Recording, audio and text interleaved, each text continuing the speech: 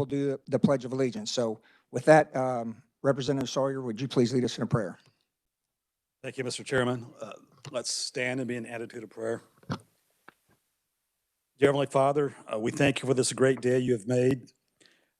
We thank you for this opportunity to listen to our constituents on this important subject.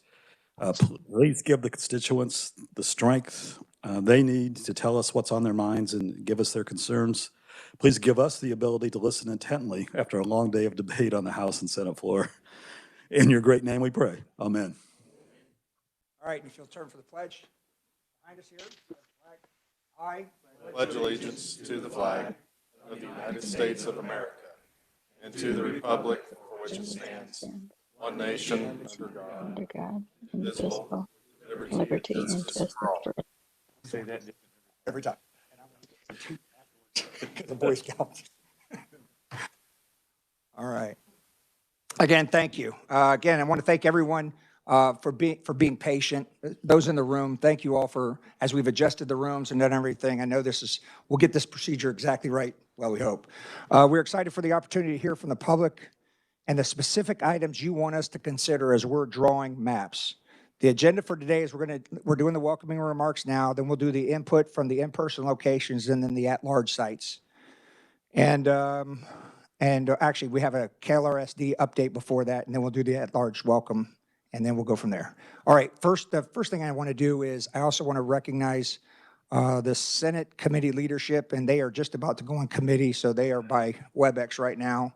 We have the Senate Redistricting Chair and Senate Vice President, Senator Rick Wilburn, the Redistricting Vice Chair and Senate President, Senator Ty Masterson, the Redistricting Ranking Member and Senate Minority Leader, Senator Dinah Sykes. And then for the House, I'm Chris Croft, and I'm the Redistricting Chair. The Redistricting Vice Chair to my left is Representative Brad Ralph, and the Redistricting Ranking Member to my right is Representative Tom Burrows. I would also like to acknowledge that Speaker of the House, Ron Reichman, and the House Minority Leader, Representative Tom Sawyer, here in the audience. Thank you, Jim. With that, I'd like to turn it over to Representative Tom Burrows, the ranking member, to provide some comments. Thank you, Mr. Chairman. I, too, would want to express my appreciation to those of you that have joined us tonight online. This is the first of 4 congressional meetings throughout our congressional districts, and each one is an extremely important stop. Our compressed schedule this week and the 2 days next week is not only the beginning of the task before us, but will add to those that have already occurred. The information and testimony shared here today may very well impact your communities. I strongly suggest to each and every one to continue to let your voices be heard. Again, thank you for joining us, and thank you, Mr. Chair. Thank you, sir. And again, I can't overemphasize how important it is for you all to participate and being a part of this process. This, as was already mentioned, this is just one of many steps in the whole redistricting process, and our goal in this is to have exceptional transparency and public access. So we keep trying to get there, and we want to make sure, if we're not, help us out with that. What you have to say is very important as well. We've asked that state elected officials provide their comments at a later time so we can focus on what the public has to say. We are looking forward to becoming more familiar with your communities and hearing what you have to say on things to consider, like I said, as we're drawing the map, and also on improving this whole process. I'd like to thank all those who submitted input through the centralized redistricting email at redistricting@klrd.ks.gov. All members can see the input that was provided, and I think each of the members received received a link to that testimony, so you can look it up, and you can also see all the written stuff, and I'll comment later on that. Again, this is round 1, and for you, if you want to email, that email is open 24/7, 7 days a week. So it's always there for you, and somebody always looks at it and then forwards that on to the appropriate folks. Let's review for just a second, since this is a new procedure. I want to make sure we get this right. There was an online sign-up, requested opportunities to speak remotely. Each of you received your personal WebEx link. We did have a practice session earlier today, so I just wanted to make sure that we had opportunities. But if you are having troubles and you're supposed to speak and you are dialed into this, then call 291-2520, and our IT staff will try to assist you in getting it resolved so you can get online. I think we have everybody, though, for that scheduled to speak. This session is also being recorded, so you can view it now, you can view it later, you can view it again if you have trouble falling asleep. I will call the next person. What I'm going to do is I'm going to call the next person to speak, and then I'm also going to call the person that follows, so that way you can get ready and you're ready in that process. We're going to start with the in-person locations and then proceed to the at-large locations. If a speaker is more comfortable speaking in another language and it will ensure the speaker's thoughts are more accurately portrayed, we encourage the speaker to use that language, and then we'll have the comments transcribed and translated and provided following today's meeting, provided to committee members, the legislative body as a whole, and to the public. And I think we're also using closed caption. I can see it working up there. We have 2 sign language interpreters as well, Jasmine and Allison. Thank you all for being here. If you want to, you can focus your screen on them if desired. And I'll just take a second. Robin, do you have a microphone in front of you? There we go.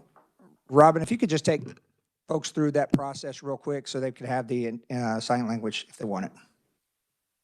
Okay, so to do the sign language, you are going to actually go up to your layout screen, drop that down, and then you are going to select lock attendee view on stage. When you pull that person down, it's going to pin that sign language interpreter to your screen if you would like to see that person full time. If you do not care to see the sign language interpreter, you do not have to do those steps at all. Okay, as the speaker begins, the House Vice Chair, Representative Brad Ralph, will start the timer. Speakers will have 5 minutes to provide their input. We have a timer that will show, 5 minutes. We'll have a timer that will show on the screen. Out of courtesy to other speakers, request that you honor the process and end your remarks on time. And again, thank you for your patience as we went through this whole process, but I just think it's important that we get it right. This is an opportunity, as I said, for us to listen to what you have to say. You know, and if you have things about how things have changed over the last 10 years, that would be very helpful to us as we're going through this process. With that, as I said, it's a long process. It's actually a 10-year process. And last time we had KLRD, our research department, talk about it. And so what I'd like to do is turn over the microphone to Jordan from Legislative Research to provide you some updated information. Jordan? Thank you, Mr. Chair. Jordan Milholm, Legislative Research. Are you all able to hear me okay? Yes, I can hear you. Can you turn them up just a little bit, though?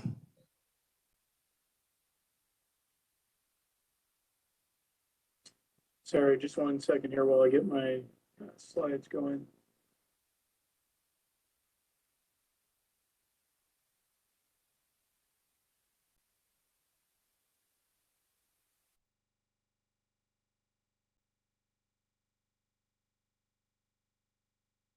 Are you all able to see my slides, or is it just the PowerPoint window that's showing? Yeah, we can see your slide on the screen. Okay. I'll just go ahead and go through those. I'm sorry, it's not showing correctly on my end, but I think it should be okay. All right, thanks again, Mr. Chair. Again, my name is Jordan Milholland. I'm a senior research analyst with the Kansas Legislative Research Department, and I'm the team lead on our redistricting team. Tonight, I am planning to share some information with the committee and those listening online. Hey, Jordan. Jordan, yes, hold on. Jordan, hold on 1 second. Folks at Independence, are you able to see? Okay, you might have to unmute them.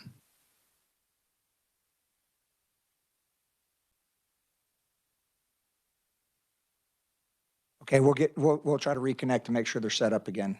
Go ahead, Jordan. Sure. So I am planning to share some information with those listening online and in the public venues and the committee, some information on the 2nd Congressional District, and I'm going to be highlighting some of the changes between 2010 and 2020 as far as population goes. So first I wanted to highlight for everyone, just to show you a map of what the current congressional districts look like. You can see District 1 is in the western part of the state. District 2 is mostly eastern.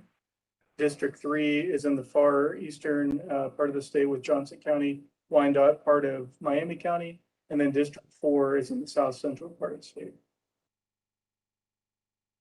Next, I wanted to discuss some of the second district counties. I won't read all these counties off to you, but I provided a list that you could look at for your reference later. I would note that Marshall and Miami are both partially contained in the second district, and they're both partially contained in other districts as well. Moving on to 2010 population. So in 2010, the state total population was 2,853,118. And dividing that by 4, the ideal congressional district population at that time was 713,280. In 2012, the second district during redistricting came out with 713,272. And that was a deviation of 8 persons under that ideal population, which is much less than a 1% deviation. Just a reminder that earlier this year, the census released the 2020 state population totals for congressional apportionment. And through that process, we found that Kansas did not gain or lose the congressional seat. There was a gain of 84,762 persons statewide, with its state total population of 2,937,880. So to update you on where the second district is currently, I just mentioned the total state population. The new ideal congressional district population is 734,470. The current second district is at 713,007 persons. That is a net loss of 265 from 2012. And that also means that the district is currently 21,463 persons below that new ideal population. This last slide here with the population figures notes the either gain or loss of the congressional districts since 2010. So you can see that both the first and the second lost, and the third and the fourth districts both gained overall since 2010.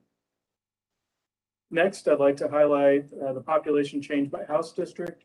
So we have taken the map that's available on the Kansas Legislative Research Department website that shows the population either gain or loss in each of the House districts. Orange means the district lost, and green means the district gained in population. This has been overlaid with the boundaries of the current congressional districts.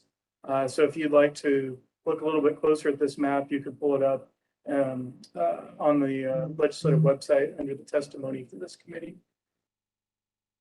Next, I'd like to highlight the Senate districts. Again, this is the same concept as a House map. We've got the current congressional districts over the current Senate districts with the populations noted there, the change in gain or loss. Finally, I wanted to highlight some KLRD resources that are available. If you visit our website, ks.gov, you can visit our redistricting page. And on the right side, you can see an example of links of different kinds of reports that are available. Each of the maps that will be considered in committee later next year, each of those maps will have these different reports run, and those will be posted on our website. So once those are considered in committee, you'll be able to access some of these reports, just like the ones listed here. Finally, I wanted to let everyone know how to contact our office in case there's questions. You can visit us in the State House at room 68 West. You can call our front office desk at 785-296-3181. I already mentioned our the KLRD website. You can also contact our staff with questions at redistricting@klrd.ks.gov, or you can email one of our redistricting team members directly. Mr. Chair, that concludes my presentation. Jordan, thank you. Could you do me a favor and send, it seems like those slides were not in the packet for the committee people. So if you could do that right now and send it to them. Sure, and it's also available on the legislature website under this meeting as well. It should be up there as well. Fair enough. Yeah, just go ahead and link that in an email for them. Thank you. Also, Jasmine, I understand you had your hand up. Is there something I can help with? Yes, I'm the other sign language interpreter, and I will be switching Allison, who's currently pinned on screen. Okay, great point. Okay, we'll keep an eye for that. Thank you. Yeah, okay. Well, are they going to be muted or not? Okay, so we're going to leave you two unmuted. Okay, and so when you're going to switch, just say switching, okay? Sounds good. All right, sounds Thank good. you. All right. Okay, with that, we're now going to the first speaker. And the first speaker is John Sedich from Private Citizen in Atchison, followed by Charlie Crabtree, Private Citizen in Ottawa. So first up, John Sedich. And if you will, sir, when you come on the screen, please just repeat your name and your organization and location, and that we'll go from there. Thank you.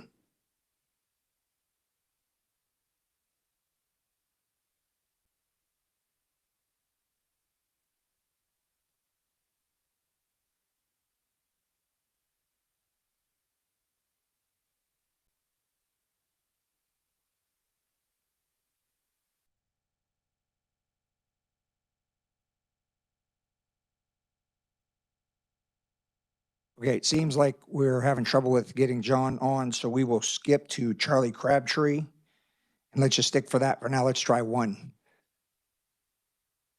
Can you switch to Charlie Crabtree? How about Ottawa? Actually, this is the city of Ottawa. There you go. Here. And I'm not Charlie Crabtree, and actually Mr. Crabtree didn't show up tonight. So we don't have any comments from him, but we do appreciate being a part of this process. We did miss part of the presentation that you made earlier, that Jordan made earlier. Will that be made available to us once this meeting is completed? Yes, it will. And it's on the redistricting website as well. At the very end, we'll also show that slide again so you can have that address. All right. Thank you so much. We appreciate it. Perfect. Okay, then we will move on. Do we have independents on?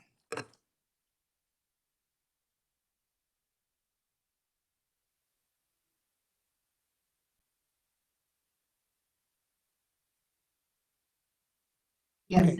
Independents, are you there?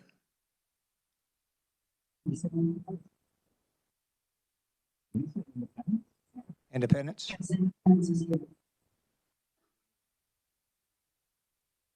Okay, so independents, if you have a Ken Brown there, that is the first person up.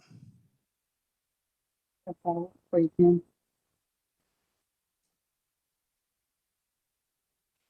having issues hearing you. So I tell you what, can you go? Yes, I'm here. Can you hear me? Oh, we can hear you now. Go ahead. Okay, I was just trying to say quickly, in my thought government here for about like 40 years, but I'm not teaching it anymore because it seems that the excessive partisanship has divided our country. So Hey, sir, we're getting about every other syllable. So I tell you what, let us try to fix that. Okay. Well, I'll just mail you my comments. Actually, we heard that, so maybe it's moved closer to the mic. Right, that's right. Can you hear me now? Yep, go ahead. All right. Excessive partisanship has divided our country, so we seem incapable of, or at least unwilling to even have political discussions with the other side. And I think this is taking a toll on our faith in democracy. I would simply ask the Kansas Legislature with its supermajority to lead the nation in trying to heal this bitter divisions. And I would like Kansas to be the leader for being compassionate, considerate, and fair in redistricting.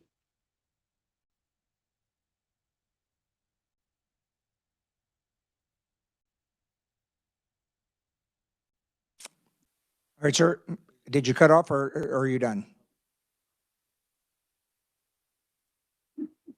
And I don't mean that wrong. I just want to make sure that the voice cut off, and I wanted to make sure No, we weren't. I was done. It was Okay, short. perfect, perfect, no worries. And I tell you what, sir, if you wouldn't mind going ahead and mailing your comments or emailing them in as well, that would be greatly appreciated. That way I'll we, do that. Thank you. yes, sir, thank you. So next we have Jerry Sharla. If you could, from the same location. And can the interpreter switch, please? Can you pin Jasmine and unpin Allison, please? Thank Done. you.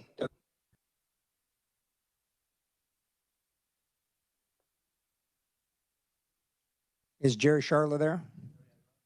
I'm Jerry Shanks, Independence, Kansas. Okay, Can you hear me now? we do. I didn't come with any prepared remarks. However, I could speak to redistricting, and my concern is that in southeast Kansas, we're losing representation in the House and the Senate. We're losing representation everywhere we go. As a result of that, it seems to me that we're going to be a lost cause here in southeast Kansas. I don't think that the redistricting is going to be favorable for southeast Kansas, western Kansas, and northwestern Kansas as well. We're losing it all the way around. So I think that our representation in Topeka is going to go by the wayside. We have not enough rooftops in southeast Kansas to make a difference. We're going to lose our representation as far as roads and infrastructure. All such of that is going to be concerns. I feel like we need to be represented in some way. The population figures are going to be adverse so far as we're concerned here in southeast Kansas. So that's my comment. Thank you for listening to my remarks. Sir, thank you very much.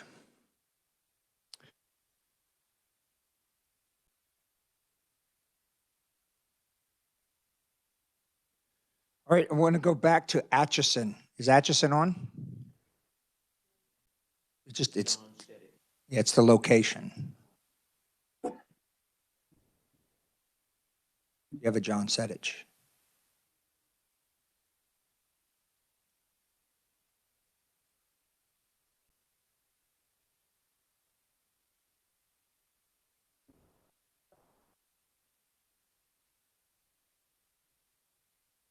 Just, we're paused for 1 minute while we're trying to raise Atchison.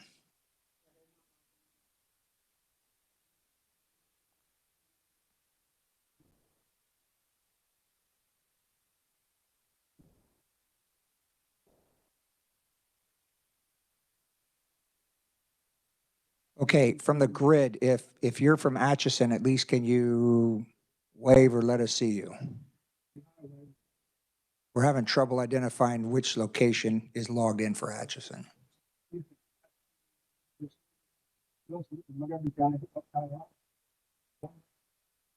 Okay, I'll tell you what, while we're trying to raise that, we will come back to, we're gonna go to Martha Allen. If you could pull up Martha Allen. Sorry about that. I know you're in the middle of a phone call. Hi, can you hear me? Yes, we can. Thank you. Again, my name Welcome. is Martha Allen, and I'm a fifth generation Leavenworth County person, and am enjoying the company of my sixth and seventh generations living here as well. So I have a great interest in this area. I live in Lansing, Kansas, and with regard to redistricting, my hope is that the Lansing community of interest, which we've identified, if you want to pull up Exhibit 1, the Lansing community of interest form, you can see that the city is very closely related to the township of the Delaware Township. And we just, I have several recommendations, but they all center around making sure that the interests of all Lansing people are under the representation of a single legislator. We recommend keeping Delaware Township together with the city of Lansing. The township has been identified as a growth area and potential annexation opportunity in the Lansing Comprehensive Plan. And actually all but just a tiny triangle portion of Delaware Township is in the Lansing School District, District 469. And so they have a very shared interest between the township and the city of Lansing. Right now, a problem, or I see it as a problem, is that the Lansing City School or the Lansing High School is actually not in the same house district as all the other Lansing schools, which I think may be confusing for some, but it would be helpful to have that high school represented by the same legislator that is representing all the other schools in Lansing. The Lansing city wards we like to keep together for a single district. The highway K7 is a major transportation route and a business corridor, and we just want to make sure that it stays, both sides of the corridor are in the same legislative district. We also have the Kansas Correctional Facility, which is a common interest among the citizens here, and also, of course, the school district. And so having multiple representatives just lends itself to a little bit of confusion and working at cross purposes. We have no recommendations for the Bowling Township, High Prairie Township, which is next to us. However, there is one issue that the High Crest subdivision straddles a street. The west side is in the Bowling High Prairie district or township, while the on the east, the east half of that subdivision is in Delaware Township. So it would be nice to keep the subdivision together with in the same House and Senate district. So just ultimately what I would be asking is that just try to keep the Lansing community of interest together when drawing legislative district maps.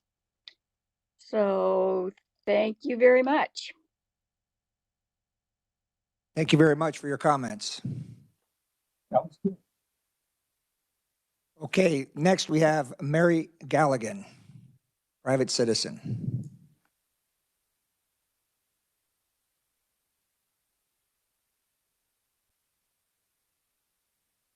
Mr. Chairman, can you hear me? Barely. Okay. I've got my mic right next to my mouth. There you go. That's Can you hear better. me now? Okay. Yes. Thank you, Mr. Chair and members of the committees. My name is Mary Galligan. As a resident of Topeka, which is in the 2nd Congressional District, I'm asking simply that new state, House, and Senate districts in Shawnee County better represent Topekans. Currently, most House and all 3 Senate districts effectively dilute the voices of city residents on too many issues. I ask you to create House and Senate districts that are wholly within the city limits to the extent possible. During over 40 years as a resident of Topeka, I've lived in 3 different neighborhoods, Highland Park, Chesney Park, and the Brookfield area, all within the city limits. Each of those areas is a widely recognized neighborhood with its own character, history, and sense of community. Our concerns as Topekans do not diminish in any way our connections to our neighborhoods, but in the context of legislative action, the scale may expand well beyond neighborhood. To provide but one example of how Topeka's public policy interests might differ from those of the balance of Shawnee County, the map in my written testimony shows census findings that most of the city has a lower portion of adults with a secondary or post-secondary education than the area outside the city.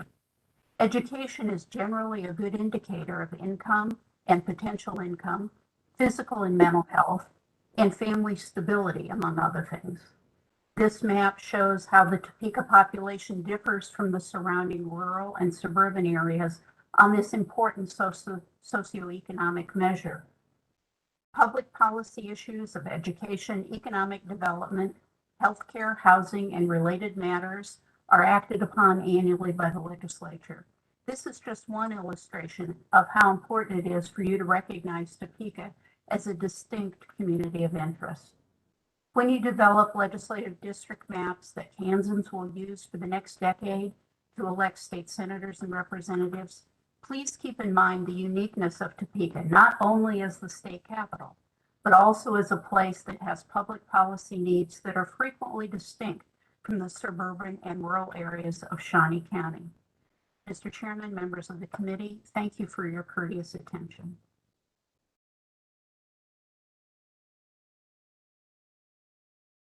Thank you very much. I appreciate those comments. Okay, next is, we have three listed: Kelly Butler, Jeffrey Howards, and Mike Griswold, private citizens. I believe the three of you are together. Actually, it's just Kelly Butler. Okay, Kelly, please. Well, first I want to say thanks so much for allowing me to comment today. Our bottom line up front from Leavenworth, as we examined the redistricting in our area, is that we strongly recommend keeping Leavenworth City as a community of interest together in one state legislative house district. Data that we looked at from 6 census tracts strongly indicate that Leavenworth City is a unique community of interest. And we pulled out 4 particular factors to demonstrate both the city's uniqueness and commonality in the county. Number 1 is the population characteristics. Across the city, 47% of the households are renter occupied. The county average outside the city is 25% and nationally is 36%. This means much more than anywhere else. A 3 to 5 year on average rotation of nearly half of the households severely stretches the city's services, culture, and support. The city of Leavenworth's government role is imperative to providing services to its revolving citizenry. With a commission manager form of government, 5 at-large commissions are across the city, mirroring this unity of effort at the state level by having one elected representative who understands the pulse of Leavenworth City and who can best advocate for the needs of all its citizenry is highly desirable. Point number 2, 2020 economic reality. With the commission manager form of government, 5 at-large commissions are across the city, mirroring this unity of effort at the state. I am getting some kind of feedback. Okay. Point number 2. I got it. Go ahead. Point number 2, economic reality. 17.5% of the city of Leavenworth lives below the poverty line, with 48% of the households having a median income below 50K. County averages outside the city is 4.5% and 24%, much lower. This means the city, state, federal, and other partners must be involved in residents' lives, from infrastructure, health services, safety, security, etc. One focused representative at the state level would again bring unity of effort. Point number 3, education needs. 23% of Leavenworth County is under the age of 18, and 19.2% of the households have at least one person with a disability. Disability in the rest of the county is 1.5. This, along with the above data points, make USD 453 the great equalizer in the lives of the city's youth, particularly those children of socioeconomically diverse population. Representing these students and their parents or guardians by a single representative knowledgeable of educational issues at the state level that impact learning and academic, social, emotional growth of student-aged children. Point number 4 is the eclectic makeup of the first city in Kansas. It has a challenging mix of business, residential, historic, nonprofit, opportunity zones, public houses, centuries-old structures, and finite growth corridors. To section off parts and not consider it as a whole dilutes the impact of the federal, state, local entities, what the impact can have for the community service organizations and the redevelopment sector. Again, the advantage of one state elected official representing Leavenworth's economic assistance and growth needs is obvious. During the last redistricting process, half of Leavenworth was pulled to the north, combining it with Fort Leavenworth and blurring the city demographic. Although the city grew with and because of Fort Leavenworth, and that relationship is essential, the federal installation is just that, a federal entity, with households having a significantly different set of demographics and challenges than households in Leavenworth City. Similarly, pulling half of the city south further blurred the demographics of Leavenworth City, combining it with a statistically different community.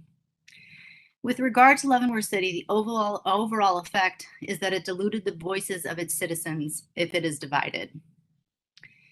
The number of residents in Leavenworth City community of interest exceeds the number normally allocated to a state legislative house district, then our recommendation is to move the southern boundary of the district north to a line generally running east-west along the entire northern boundary of the Leavenworth City Ward 7 voting district, as shown on the map in our Exhibit 2 of our written testimony.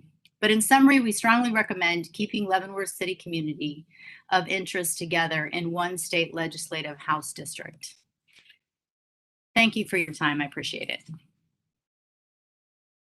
you, Kelly.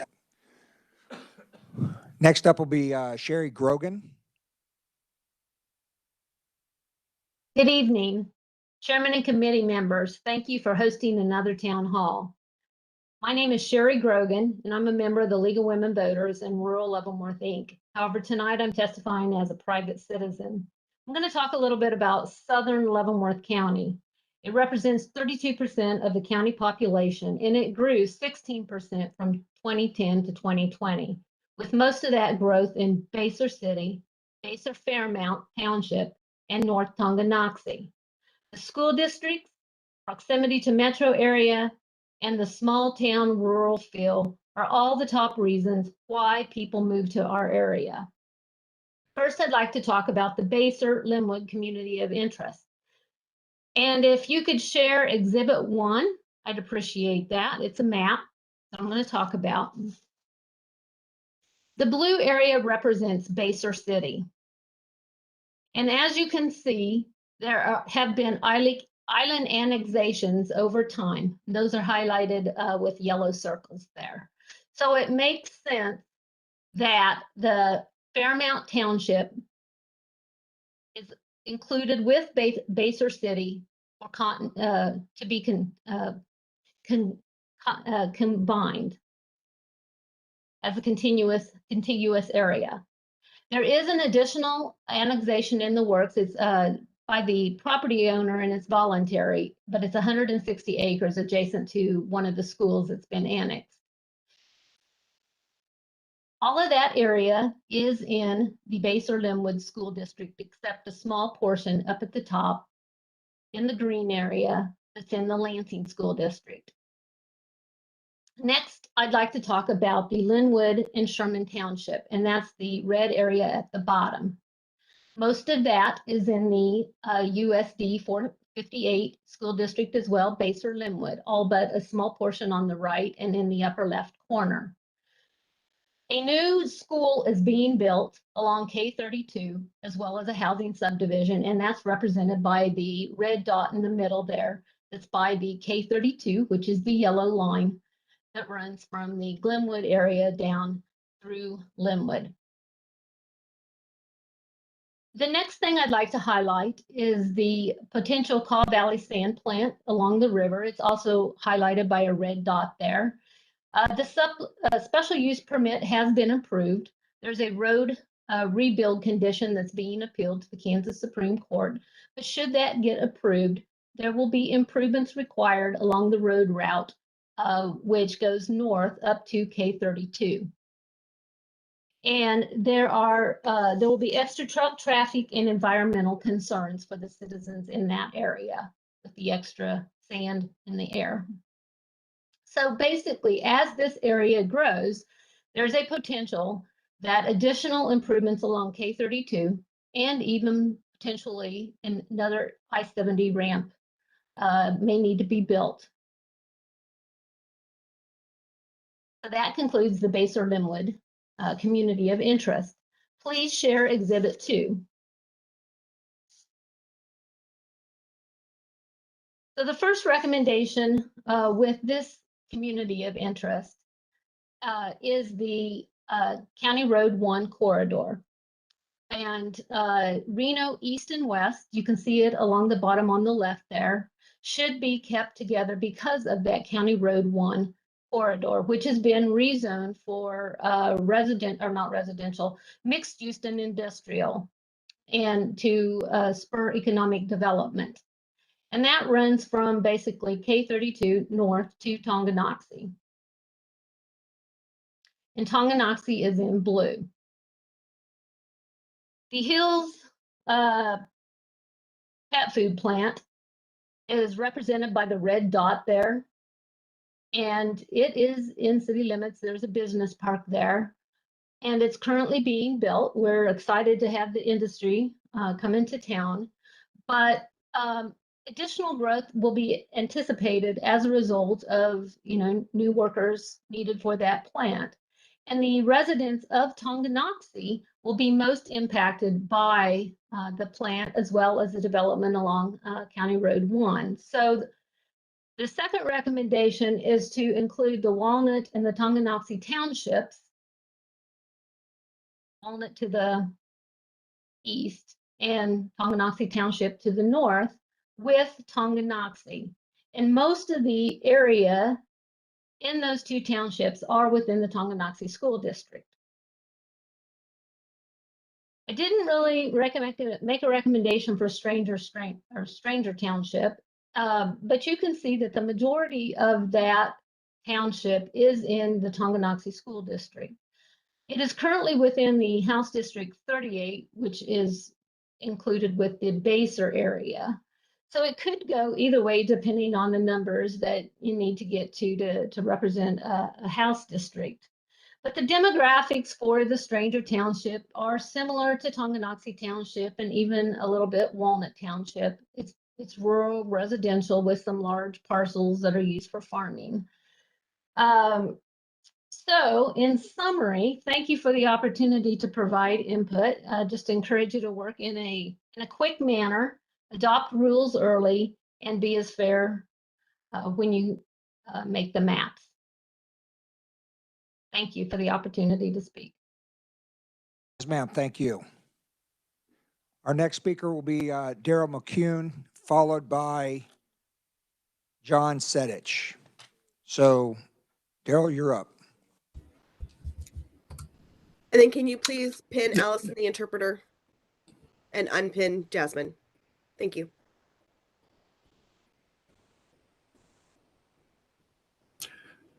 Okay, sir, go ahead. Yep. Yeah, I'm up. You're on. We can hear you. For Yes, the sir. video. Okay.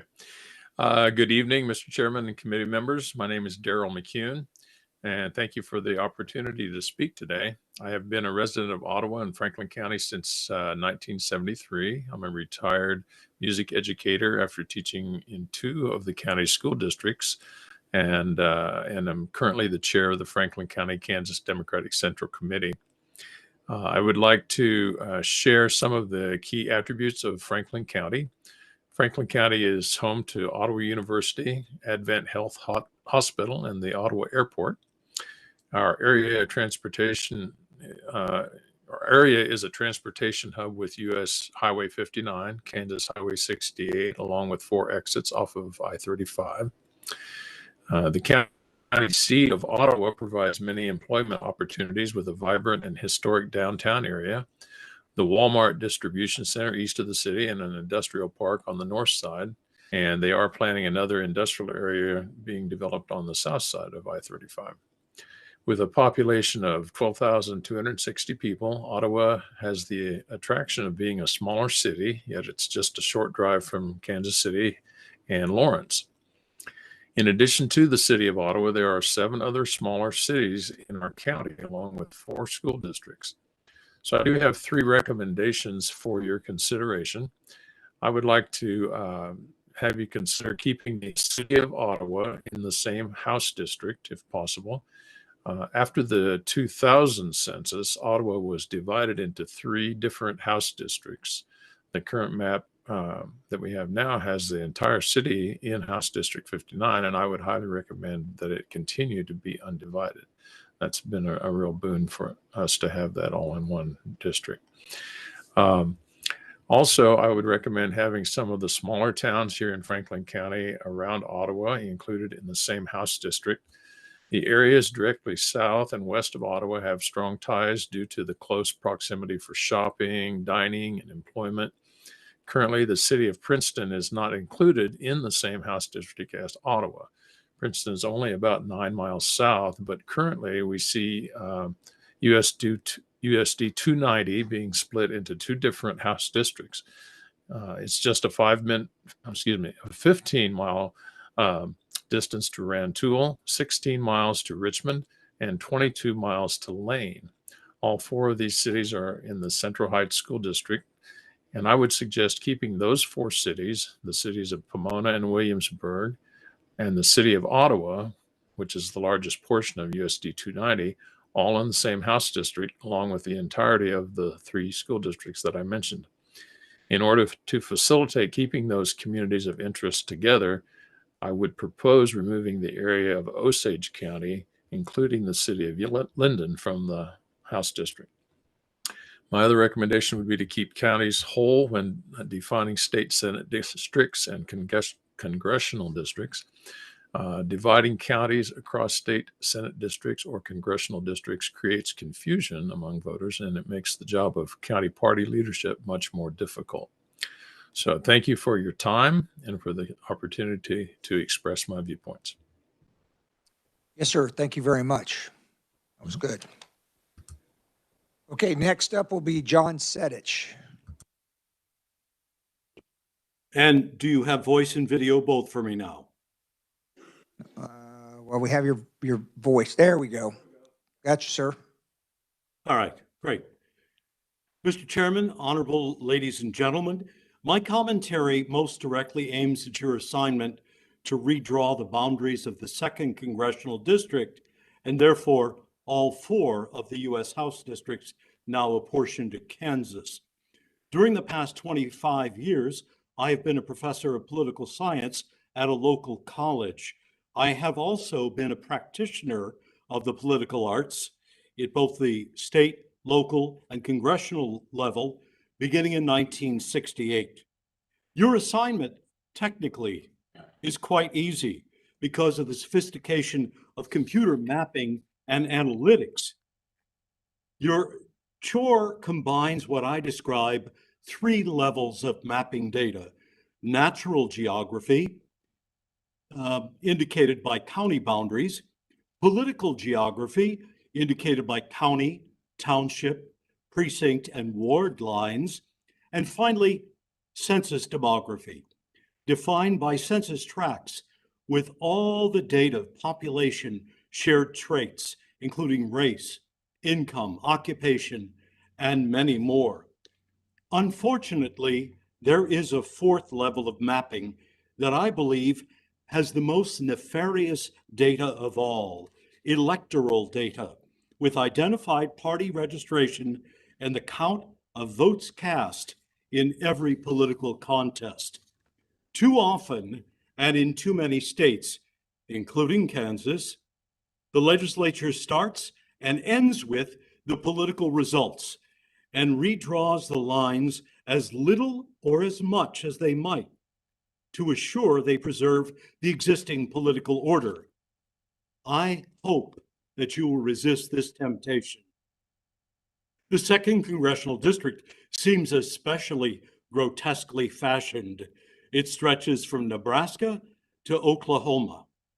When I worked for the late Congressman Bill Roy in the early 1970s, the district was 16 contiguous counties in north central and northeast Kansas. That design made sense. The present shape does not, except for political effect. Your computer programs make it absolutely easy to drag the lines and display the results of your plans until you are satisfied. I encourage you to aim for districts that make sense, and not those that merely assure a preferred partisan result. The district should be contiguous in design. The districts should provide diversity by every measure. The districts should not be drawn to excise voters that you may not prefer. I have the greatest respect for the professionalism of the staff of the Kansas Legislative Research Department. I know that their counsel to the House and to the Senate will be both fair-minded and feasible. Please resolve today to do better than in the past. Our future in this state depends on your prudent choices. Thank you. Yes, sir. Thank you very much. All right, committee, that concludes all the folks that have signed up, but I want to draw your attention to the written only input that was in your link. I think there were, as I have it listed, there were 7 written only public comments provided. So there are quite an extensive amount in there. I want to thank you all for your input today. The specifics provided, this was really good input. I mean, I really enjoyed this input. Thank you. And this should serve as an example of what we're looking for. If you think of something, though, that was not addressed today, or you have some other thoughts, would encourage you to send your comments by email to redistricting@klrd.ks.gov, or, as we added last time, you can mail your comments to KLRD 300 Southwest 10th Street, Room 68 West, Topeka, Kansas 66612. You can also go to the KLRD website, which is kslegresearch.org. It does provide instructions for how you can do your comments, so we ask you to follow those instructions. Again, I want to highlight the fact there is no cutoff, so just keep sending it in. We'll keep reading it as we get ready to go. When we return in session, in accordance with our normal procedures, we'll hold hearings and we'll go through the whole process as we normally do. I want to thank you again to the cities of Atchison, Ottawa, Independence, and the legislatures from those areas. Thank you. And to the tribal leaders for hosting the in-person experience today. Thank you to the audience and committee members again for participating in this process. Our next listing event is tomorrow, November 23rd. We have in-person experiences at Emporia, Great Bend, Liberal, and McPherson. And we also have others, remote opportunities as well. And the focus tomorrow night is the 1st Congressional District and the associated Kansas House, Senate, State Board of Education districts. I encourage everybody to have a great night. One team, one Kansas. We are adjourned.